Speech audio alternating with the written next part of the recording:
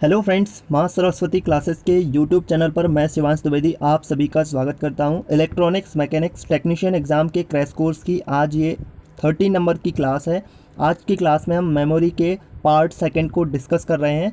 इसके पहले हम पार्ट फर्स्ट को डिस्कस कर चुके हैं, जिसमें आपको टाइप ऑफ मेमोरी और जिसमें प्राइमरी मेमोरी, रैम और रोम जितने भी उनके टाइप थे उन सभी को डिस्कस किया और वहाँ पे आपको बताया कि कहाँ से आपके क्वेश्चन बन के आते हैं। तो इसी प्रकार से इनमें हम secondary memory, type of secondary memory और उसके अंतर्गत जितने भी क्लासिफिकेशन आएंगे उन सभी को डिस्कस करेंगे। साथ ही साथ आपको ये भी बताएंगे कि कहाँ से किन पॉइंट से आपके क्वेश्चन बन के आते हैं। तो आपको बता दें कि अगर आप टेक्नीशियन एग्ज़ाम का क्रैश कोर्स देखना चाहते हैं तो इसके लिए प्लेलिस्ट में जाना होगा आपको। प्लेलिस्ट की अगर आप लिंक चाहें तो डिस्क्रिप्शन बॉक्स में लिंक मिल जाएगा, वहाँ से आप सीक्वेंस वाइज एक एक करके सारी क्लासेस को देख सकते हैं। और अगर आप चैनल पर नए हैं तो सब्सक्राइब कर लेना, बेल आइकन को प्रेस कर देना ताकि जो भी वीडियो आए उनकी नोटिफिकेशन आपको मिल सके। अपने फ्रेंड्स के साथ भी इस वीडियो को शेयर करना जो लोग भी इस तरीके के एग्ज़ाम की तैयारी करते हैं। और ये क्रैश कोर्स आपके सभी एग्ज़ाम के लिए हेल्पफुल है, चाहे DMRC हो, इसरो हो या आपका मेट्रो, रेलवे या किसी भी प्रकार का कोई भी आपका टेक्नीशियन का एग्ज़ाम है जहाँ पे आपकी जो पोस्ट है इलेक्ट्रॉनिक्स मैकेनिक्स के अंतर्गत आती है। आगे बढ़ेंगे उससे पहले आपको बताएं कि इलेक्ट्रॉनिक्स मैकेनिक्स जितने भी प्रकार के टेक्नीशियन एग्ज़ाम होते हैं उनके लिए आप हमारे handwritten PDF note course को ज्वाइन कर सकते हैं। इसमें आपको कम्प्लीटली टॉपिक वाइज थ्योरी मिलेगी, साथ ही साथ इनके जितने भी टॉपिक कंप्लीट हो रहे हैं उन्हीं टॉपिक्स में उनके इंपॉर्टेंट क्वेश्चंस मिलेंगे और जिन टॉपिक से न्यूमेरिकल क्वेश्चन आते हैं उन न्यूमेरिकल क्वेश्चंस के सभी प्रकार के क्वेश्चन आपको मिलेंगे। इसको आप कैसे ज्वाइन कर सकते हैं, इसके लिए आपको इस व्हाट्सएप नंबर पर मैसेज करना है। बाकी की जानकारी आपको इसी व्हाट्सएप पर मैसेज पर मिलेगी और इसी व्हाट्सएप के थ्रू आप PDF फाइल को प्राप्त कर पाएंगे। आज की क्लास में हम पढ़ने वाले हैं सेकेंडरी मेमोरी के बारे में। तो इसके पहले एक जो 12 नंबर की क्लास थी उसमें हमने मेमोरी के बारे में पढ़ा था कि कौन कौन सी मेमोरी होती है, प्राइमरी मेमोरी, सेकेंडरी मेमोरी। और प्राइमरी मेमोरी के अंतर्गत जितने भी पार्ट थे उसके रैम, रोम हो, चाहे रैम के 2 पार्ट हों, डायनेमिक रैम हो या स्टैटिक रोम हो, या रोम के आपके जितने भी पार्ट थे उन सभी को हमने उसमें डिस्कस किया था। साथ ही साथ ये भी बताया था कि क्वेश्चन आपके कहाँ से बन के आते हैं, किन किन पॉइंट्स को आपको इंपॉर्टेंट तौर पर याद रखना है। तो ये जो है आपकी ये सेकेंडरी मेमोरी होती है। और सेकेंडरी मेमोरी जो होती है वो एक प्रकार की परमानेंट मेमोरी होती है। और अगर इसमें जो पावर है, अगर जो भी हमारी डिवाइस चल रही है उस डिवाइस में इस मेमोरी का अगर उपयोग किया गया है और अगर पावर को बंद कर दिया जाता है तो इसका डेटा ख़त्म नहीं होता है, यानी कि इसका डेटा डिलीट नहीं होता है। अगर हम पावर को ऑन करेंगे तो इसमें जो भी डेटा रहता है वो डेटा फिर से आप यूज में ले सकते हैं। जैसे कि आपका जो मोबाइल है उसकी जो मेमोरी होती है, मेमोरी कार्ड होता है, पेन ड्राइव होती है, और जो भी कंप्यूटर में आप मेमोरी यूज़ करते हैं जैसे कि हार्ड डिस्क हो गया या फ्लॉपी डिस्क हो गया या फिर मैग्नेटिक टेप का यूज़ किया जाता था बहुत पहले, तो ये सभी की सभी मेमोरी जो है वो सेकेंडरी मेमोरी के अंतर्गत आती हैं। इसके इंपॉर्टेंट पॉइंट को आपको याद रखना है कि ये जो है परमानेंट मेमोरी होती है। पावर सप्लाई अगर ऑफ हो जाए तो इनका डेटा अपने आप से डिलीट नहीं होता है जब तक आप मैनुअली इसके डेटा को डिलीट ना करें। सेकंड बात करते हैं कि इसमें जो भी डेटा इसमें रखा जाता है सेकेंडरी मेमोरी के अंतर्गत, तो इसमें जो डेटा को स्टोर करना होता है उस स्टोर प्रोसेस के लिए चुंबकीय फ्लक्स का उपयोग किया जाता है। ये पॉइंट इंपॉर्टेंट है, इस पॉइंट को भी आपको याद रखना होगा। यहाँ से भी आपका क्वेश्चन बन के आ सकता है कि बताइए कि सेकेंडरी मेमोरी में जब हम डेटा को स्टोर करते हैं तो स्टोर करने के लिए कौन सी टेक्नोलॉजी का उपयोग किया जाता है, तो वहाँ पर चुंबकीय फ्लक्स जो टेक्नोलॉजी है उसका यूज़ किया जाता है।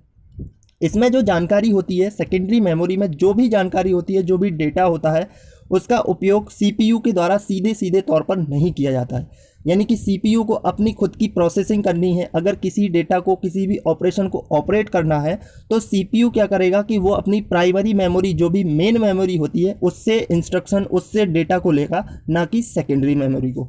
तो यहाँ पे आपको ध्यान रखना है कि ये जो मेमोरी होती है, सेकेंडरी मेमोरी होती है, वो CPU को सीधे कनेक्ट नहीं होती है और CPU को सीधे डेटा नहीं देती है। और इस मेमोरी को क्या कहते हैं, चुंबकीय मेमोरी भी कहते हैं। क्यों कहते हैं, क्योंकि इसमें चुंबकीय फ्लक्स का उपयोग किया गया है, इसलिए इसको चुंबकीय मेमोरी भी कहा जाता है। जैसे अगर इसके एग्जांपल की बात करें तो कंप्यूटर में आपने हार्ड डिस्क को देखा होगा, फ्लॉपी डिस्क को देखा होगा, और बहुत पहले मैग्नेटिक टेप चलते थे जिनमें एक लीड हुआ करती थी, ब्लैक कलर की लीड हुआ करती थी। तो ये आपके सेकेंडरी मेमोरी के एग्जाम्पल होते हैं। अगर इनकी कैपेसिटी की बात करें तो इनकी क्षमता बहुत ज़्यादा होती है। आपने देखा होगा कि जो हार्ड डिस्क है उसकी जो कैपेसिटी है वो टीबी में होती है, यानी कि टेराबाइट में होती है। और जो इनकी स्पीड है वो ज़रूर स्लो होती है। अगर हम प्राइमरी मेमोरी की कंपैरिजन में बात करें तो इनकी स्पीड स्लो होती है। तो इन 2 पॉइंट को याद रखना है कि इनकी क्षमता तो ज़्यादा होगी, स्टोर करने की क्षमता ज़्यादा होती है, पर इनकी जो स्पीड होती है वो कम होती है। और इनमें क्या है, कंप्यूटर में ये इनपुट और आउटपुट का काम करती है। कैसे इनपुट और आउटपुट का काम करती हैं, जैसे मान लीजिएगा जैसे आपकी कोई भी मेमोरी है, उसमें आपका कोई भी डेटा है, तो आप उसमें से डेटा को निकालेंगे और निकाल करके आप कंप्यूटर को देंगे। यानी कि जब कंप्यूटर को देंगे, कहने का मतलब एक एग्जांपल के तौर पे समझिए, जैसे आपका मोबाइल ही है और मोबाइल में कोई वीडियो है, अब आपको उस वीडियो को प्ले करना है, तो उस वीडियो में से क्या होगा कि आपकी जो वीडियो होगा वो आपकी सेकेंडरी मेमोरी में सेव होगा। यानी कि जो आपकी मेमोरी है, कार्ड मेमोरी है या फिर पेन ड्राइव है, तो उसमें सेव रहता है। उसके बाद क्या होगा कि वो उसका डेटा निकल के पहले प्राइमरी मेमोरी में जाएगा और वहाँ से वो डेटा जो होगा वो प्ले होगा, फिर वो आपके स्क्रीन पर उसका जो भी वॉइस है वो आपको सुनाई देगा। तो ये आपका क्या हो गया, ये आउटपुट के तौर पे हो सकता है। अगर आप इनपुट पे देना चाहें तो कोई भी डेटा आप जो है उसको स्टोर करना चाहते हैं, इस मेमोरी में स्टोर करना चाहते हैं, जैसे कोई भी वीडियो आपने डाउनलोड किया, तो वो ये क्या करता है, इनपुट और आउटपुट दोनों का काम करता है। तो ये पॉइंट भी आपको याद रखना है, यहाँ से भी क्वेश्चन आते हैं। तो अभी आपको जितने भी पॉइंट यहाँ पे बताए हैं ये सारे के सारे क्वेश्चन बन के आते हैं आपके एग्जाम में। तो सभी पॉइंट इंपॉर्टेंट है, इनको नोट कर लेना और इनको अच्छे से याद भी कर लेना। अब सेकेंडरी मेमोरी के अंतर्गत ही एक मेमोरी आती है जिसको, यानी कि इसके टाइप ऑफ मेमोरी की बात करें सेकेंडरी मेमोरी में, तो इसका एक टाइप होता है मैग्नेटिक डिस्क। मैग्नेटिक डिस्क क्या होती है, एक आपकी बिल्कुल सर्कल की एक ऐसी प्लेट होती है जो कि या तो मेटल की बनी हुई होगी या फिर प्लास्टिक की बनी हुई होगी, और उस पर क्या होता है कि मैग्नेटिक मटेरियल की कोटिंग होती है। यानी कि एक जो कि मैग्नेटिक मटेरियल होता है उसको वहाँ पे कोट, यानी कि उसकी परत बना दी जाती है। और जो भी मैग्नेटिक की जो उसका सरफेस है वहाँ पे बिट जो है या भी जो भी डेटा है वो या तो वृत्त या फिर ट्रैकर के रूप में स्टोर उसमें कर दिया जाता है। जैसे कि आपने हार्ड डिस्क को देखा होगा, तो बहुत सारी छोटी छोटी उसमें ऐसी सर्कल टाइप की प्लेट लगी हुई होती हैं और वो प्लास्टिक से बनी हुई होती हैं या फिर मेटल से भी बनी होती हैं, और उनमें एक सरफेस पर एक मैग्नेटिक मटेरियल की कोटिंग होती है, और जिस तरफ कोटिंग होती है डेटा भी उसी में बिट या फिर ट्रैकर के तौर पे उसमें स्टोर किया जाता है। तो जो मैग्नेटिक डिस्क होती है वो 2 टाइप की होती है। सबसे पहले होती है एक हार्ड डिस्क, एक होती है फ्लॉपी डिस्क। हार्ड डिस्क की बात करें तो ये स्थायी तौर पे असेंबली यूनिट में संलग्न रहती हैं, यानी कि जो उसका कंप्यूटर का पार्ट देखेंगे आप, तो जब उसको असेंबल किया जाता है तो ये कह सकते हैं कि उसमें जो है स्थायी तौर पर रहती हैं, क्योंकि उनको निकालना थोड़ा सा मुश्किल होता है। मुश्किल नहीं है, पर उसको थोड़ा सा कह सकते हैं कि ये एक स्थायी तौर पर उसमें असेंबल रहती है ये वाली मेमोरी, जिसे आसानी से तो नहीं निकाल सकते पर निकाल भी सकते हैं, ऐसा बिल्कुल भी नहीं है। तो हार्ड डिस्क जो है वो बहुत सारी एल्यूमिनियम की प्लेटों से मिल करके बने हुए होती है, और जितनी भी एल्यूमिनियम की प्लेट है उनमें आयरन ऑक्साइड की जो कोटिंग है वो की जाती है, जो कि एक चुंबकीय पदार्थ होता है। तो ये वाला जो पॉइंट है वो इम्पॉर्टेंट है। दूसरा वाला पॉइंट इसमें याद क्या करना है कि हार्ड डिस्क की जो प्लेट है वो कैसे बनी हुई होगी, एल्यूमिनियम से बनी हुई होगी, और एल्यूमिनियम की प्लेट पर क्या करते हैं, आयरन ऑक्साइड की परत को चढ़ाते हैं। ये पॉइंट आपको इंपॉर्टेंट है, याद रखना होगा कि आयरन ऑक्साइड जो है इसकी कोटिंग की जाती है, जो कि एक चुंबकीय पदार्थ का काम करता है।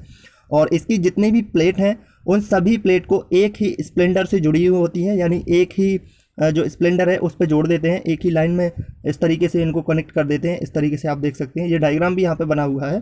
तो एक ही स्प्लेंडर से जुड़ी हुई होती हैं, और जैसे ही स्प्लेंडर घूमता है सारी प्लेटें इसके साथ साथ घूमने लगती हैं, ठीक है।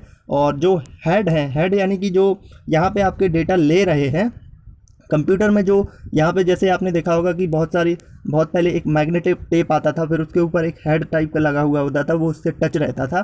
तो जैसे ही वो उसके टच में आता था और ये जब जो लीड थी वो चलने लगती थी तो वो उसको रीड करने लगता था। तो इसी प्रकार से कंप्यूटर में भी होता है। तो जहाँ पे हेड लगा हुआ होता है, इस प्रकार से जो हेड होते हैं वो स्प्लेंडर के झुंडों के पास रहते हैं, यानी कि जो भी स्प्लेंडर है एक स्प्लेंडर के ऊपर नीचे एक एक हेड होता है। जैसे एक स्प्लेंडर ये है, इसके ऊपर इसके नीचे इस तरीके से हेड होता है। तो उससे या तो वो दूर जा सकता है या पास आ सकता है। इसको फ्री रखते हैं जब भी इसकी ज़रूरत होती है। जैसे मान लीजिएगा कोई पर्टिकुलर टाइप का डेटा आपका इस वाली डिस्क में रखा हुआ है, तो क्या होगा कि इसका जो इससे कनेक्ट वाला हेड होगा, जब हम इंस्ट्रक्शन देंगे तो वो अपने आप उसमें इंस्ट्रक्शन के आधार पर उसके पाथ को चूज़ करेगा और फिर इस वाले हेड को पास ले आएगा। और इसके पास आने की वजह से क्या, ये तो घूमती रहती है, तो फिर यहाँ से डेटा को रीड कर लेगा वो, और रीड करके यहाँ से जो भी कनेक्शन होगा वो कंप्यूटर तक पहुँचा दिया जाएगा। तो यहाँ पे क्या होगा कि जो हेड है वो टच नहीं होता है, वो सिर्फ उसके पास रहता है, तो वहीं से दूर से ही उसके डेटा को रीड कर लेता है। और यहाँ पे वही है, प्रत्येक सतह ट्रैक एवं सेक्टरों में बटी हुई होती है। ट्रैक से ट्रैक की गति रैंडम होती है, लेकिन सेक्टर जो है वो एक सीक्वेंस में रहते हैं। तो एक ट्रैक से दूसरे ट्रैक पर जाने में समय को क्या कहते हैं, सीक टाइम कहते हैं। यहाँ पे एक पॉइंट आपको याद रखना होगा, ये वाला इंपॉर्टेंट पॉइंट है कि अगर हार्ड डिस्क में आपको एक ट्रैक से दूसरे ट्रैक में जाना है तो उसमें जो टाइम ड्यूरेशन होता है, जो भी टाइम लगता है, उसको क्या कहा जाता है, सीक टाइम कहा जाता है। इसी प्रकार से सेक्टर को पढ़ने में लगे समय को क्या कहते हैं, लेटेंसी टाइम कहते हैं। और अगर इन दोनों को मिला दें, सीक टाइम और लेटेंसी टाइम को, तो इस दोनों टाइम को क्या कहते हैं, एक्सेस टाइम कहते हैं। यानी कि ये हार्ड डिस्क का एक्सेस टाइम होता है। तो आपको क्वेश्चन बन के आ जाता है, बताइए एक ट्रैक से दूसरे ट्रैक पर जाने में, यानी हार्ड डिस्क की बात कर रहे हैं, हार्ड डिस्क में एक ट्रैक से दूसरे ट्रैक पर जाने में लगे समय को क्या कहते हैं, तो आपका आंसर होगा सीक टाइम। और सेक्टर को पढ़ने में लगे समय को क्या कहेंगे, तो लेटेंसी टाइम। और अगर इन दोनों टाइम, सीक टाइम और लेटेंसी टाइम का जो एडिशन होगा, जो योग होगा, उसको क्या कहेंगे, एक्सेस टाइम कहेंगे। तो इस प्रकार से ये आपकी हार्ड डिस्क होती है। इसके बाद आती है आपकी एक फ्लॉपी डिस्क। फ्लॉपी डिस्क क्या होती है, एक पतली एवं लचीली सी होती है, और इसकी फ्लॉपी इसलिए इसको जो है फ्लॉपी कहते हैं, क्योंकि इसे डिस्क्रीट भी, यानी कि इसको डिस्क्रीट भी कह सकते हैं हम। ये माइनर जो प्लेट है नामक प्लास्टिक है, उसकी वृत्ताकार सीट पर बनी हुई होती है, और इसकी एक परत पर, इस पर भी आयरन ऑक्साइड की कोटिंग कर दी जाती है, जो कि एक विद्युत चुम्बकीय पदार्थ होता है। तो ध्यान ये रखना है कि फ्लॉपी डिस्क है वो प्लास्टिक से बनी हुई है, इस पर जो कोटिंग होता है वो आयरन ऑक्साइड होता है, और इसी आयरन ऑक्साइड को जो है, ये चुम्बकीय पदार्थ है, इसी पर चुम्बकीय फ्लक्स के माध्यम से डेटा को स्टोर करते हैं। तो इसे प्लास्टिक से बने वर्गाकार प्रोटेक्टिव कवर में रख दिया जाता है, यानी कि ये कवर होगा, उसमें इसको अंदर से प्रोटेक्ट करने के लिए रख दिया जाएगा, और इसे आसानी से कंप्यूटर में प्रवेश कराया जा सकता है, और इसे आसानी से वापस भी निकाला जाता है। तो और इसका जो एक्सेस टाइम होता है वो मिली सेकेंड में होता है। तो ये आपका जो है, इस तरीके से आपका ये वाला पॉइंट आपको याद रखना है। इसमें आयरन ऑक्साइड होता है, ये पॉइंट याद रखना है, जो कि एक चुंबकीय पदार्थ का काम करता है, और इसमें प्लास्टिक से बनी हुई होती है। इसको प्रोटेक्ट करने के लिए एक प्लास्टिक के बॉक्स में रखते हैं। इसे बहुत आसानी से, यानी हार्ड डिस्क से कंपेयर करें तो इसे आसानी से निकाल सकते हैं, और कंप्यूटर में असेंबल भी कर सकते हैं। और इसका जो एक्सेशन टाइम होता है वो बहुत ही मिली सेकेंड के आसपास इसका टाइम होता है। तो अभी तक आपकी जो टाइप थे मैग्नेटिक डिस्क में, उसमें हार्ड डिस्क और फ्लॉपी, ये दोनों के दोनों आपके मैग्नेटिक डिस्क के अंतर्गत आते थे। फिर एक टाइप होता है आपका सीडी रोम। सीडी रोम आपने देखा ही होगा कि सीडी प्लेयर में जो सीडी होती है वही सीडी रोम होता है, और इसको क्या करते हैं, स्टैम्प प्रेस टेक्नोलॉजी से इससे बनाते हैं। इसमें एक प्लास्टिक की वृत्ताकार टाइप की प्लेट होती है, एक तरफ इसमें क्या करते हैं कि जो देख सकते हैं आप, एक मैग्नेटिक मटेरियल को फिक्स कर दिया जाता है, और इसमें लेज़र का यूज़ करके इसके डेटा को रीड किया जाता है। तो आपको इन पॉइंट को याद रखना है कि इसको कैसे बनाते हैं, तो स्टैम्प प्रेस टेक्नोलॉजी से इसको बनाते हैं। लेज़र का यूज़ इसमें से डेटा को रीड करने के लिए किया जाता है। फिर एक होती है आप ब्लू रे डिस्क। ब्लू रे डिस्क यानी कि जो डीवीडी है उसको ही ब्लू रे डिस्क कहा जाता है। सीडी के बाद डीवीडी को बनाया गया, क्योंकि सीडी जो है उसकी स्टोरेज कैपेसिटी बहुत कम होती थी। साथ ही साथ इसमें क्या होता था कि आपने देखा होगा कि जो भी डेटा था, अगर उसमें थोड़ी बहुत भी स्केच आ जाता था तो वो डेटा को फंसाने लगता था, यानी कि क्लियर डेटा आपको आउटपुट में नहीं देता था। इसलिए डीवीडी का उपयोग किया गया, और डीवीडी की स्टोरेज क्षमता इससे बहुत ज़्यादा रही।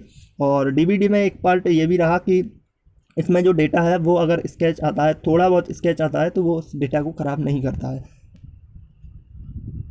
तो सबसे पहला पॉइंट ये है कि इसमें जो है ऑप्टिकल स्टोरेज डिस्क का एक मीडियम होता है, जिसका उपयोग स्टैंडर्ड डीवीडी के स्थान पर किया जाता है। इसमें क्या होता है कि डेटा जो स्टोर करते हैं वो ऑप्टिक्स के तौर पे इसमें डेटा को स्टोर किया जाता है, और इसका जो मुख्य उपयोग है वो हाई जो डेफाइन वीडियो होते हैं, एचडी यानी कि हाई डेफिनेशन वाले वीडियो जिसको कह सकते हैं आप। एचडी अभी आप यूज़ करते हैं कि एचडी जो होता है उसका बहुत ही अच्छा रेजोल्यूशन होता है, तो यही इसका मतलब है कि उच्च परिभाषित मतलब हाई डेफिनेशन वीडियो प्लेयर हो गया, या प्ले स्टेशन हो गया, या गेम हो गया। तो इसमें जो डेटा होता है वो लगभग 25 GB तक इसमें एक सिंगल लेयर में स्टोर कर सकते हैं, और अगर दोनों लेयर पे अपन डेटा स्टोर करते हैं तो 25 एक तरफ से, 25 दो तरफ से, यानी कि 25-25 करके 50 GB तक का डेटा जो है दोनों स्टेज में, दोनों लेयरों पर इसमें स्टोर किया जा सकता है। और इस डिस्क का जो फिजिकल डायमेंशन स्टैंडर्ड होता है, इसका नाम है ये कि इसका डायमेंशन स्टैंडर्ड डीवीडी या फिर सीडी की तरह ही होता है। तो यहाँ पे आप देख सकते हैं और बाकी आपका नेक्स्ट है कि इसका ब्लू रे जो डिस्क है, इसलिए इसको ब्लू रे डिस्क क्यों कहा जाता है, क्योंकि डिस्क से रीड करने के लिए इसमें ब्लू वॉयलेट लेजर का उपयोग किया जाता है। तो आपका ये पॉइंट इंपॉर्टेंट है कि डीवीडी या फिर ब्लू रे डिस्क जो होती है उसमें जब हम डेटा को रीड करते हैं तो उसके लिए कौन से लेज़र या कौन से ऑप्टिक्स वाले ऐसे जो उसके मीडियम है उसका यूज़ किया जाता है। तो आपको याद रखना है कि ब्लू वॉयलेट लेजर का इसका उपयोग करते हैं डेटा को रीड करने के लिए। स्टैंडर्ड डीवीडी में 650 mm की रेड लेयर का उपयोग होता है, जबकि ब्लू रे इसमें कम तरंग दैर्घ्य की 405 नैनोमीटर की ब्लू वॉयलेट रेज का उपयोग किया जाता है। तो ये पॉइंट आपका याद रखना है आपको, ये ब्लू रे वॉयलेट वाला पॉइंट तो याद रखना है, साथ साथ ये इसकी जो वेव लेंथ है वो 405 नैनोमीटर है, ये भी आपको पॉइंट याद रखना है। और अगर इसकी बात करें तो ये डीवीडी से 6 गुना ज़्यादा डेटा को स्टोर करता है। तो ये एक प्रकार से डीवीडी का ही टाइप है, बस इसमें डेटा की स्टोरेज करने की कैपेसिटी जो है वो बहुत ज़्यादा होती है इस तरीके से। इसके बाद एक नेक्स्ट टाइप की मेमोरी होती है जिसको फ्लैश मेमोरी कहते हैं।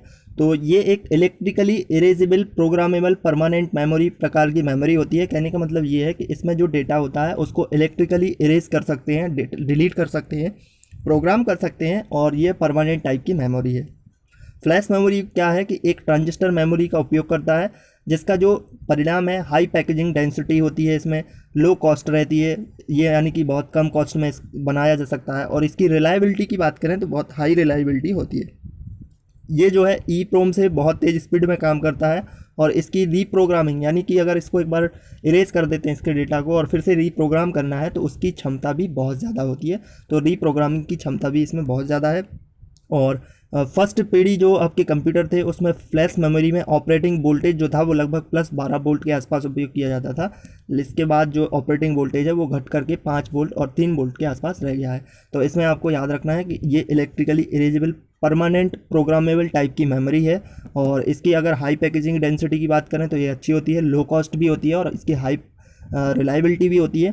और एक पॉइंट और याद रखना है, अगर आपसे क्वेश्चन किया जाए कि इनमें से बताइए कौन सी मेमोरी फास्ट है, तो आपको बताना होगा कि EEPROM से भी ज़्यादा फास्ट है ये फ्लैश टाइप की मेमोरी, और इसकी प्रोग्रामिंग भी उतनी ही फास्ट है कि अगर रीप्रोग्राम फिर से करना पड़े डेटा को इरेज करके तो फिर से उसको बहुत अच्छी स्पीड से, बहुत अच्छी कैपेसिटी से उसको किया जा सकता है। और ये भी क्वेश्चन पूछा जा सकता है कि अभी हाल ही में जो फ्लैश मेमोरी होती है उसके लिए जो वोल्टेज ऑपरेटिंग वोल्टेज होता है वो कितना होता है, तो ये 5 से लेकर के 3 के रेंज के आसपास वोल्टेज होता है।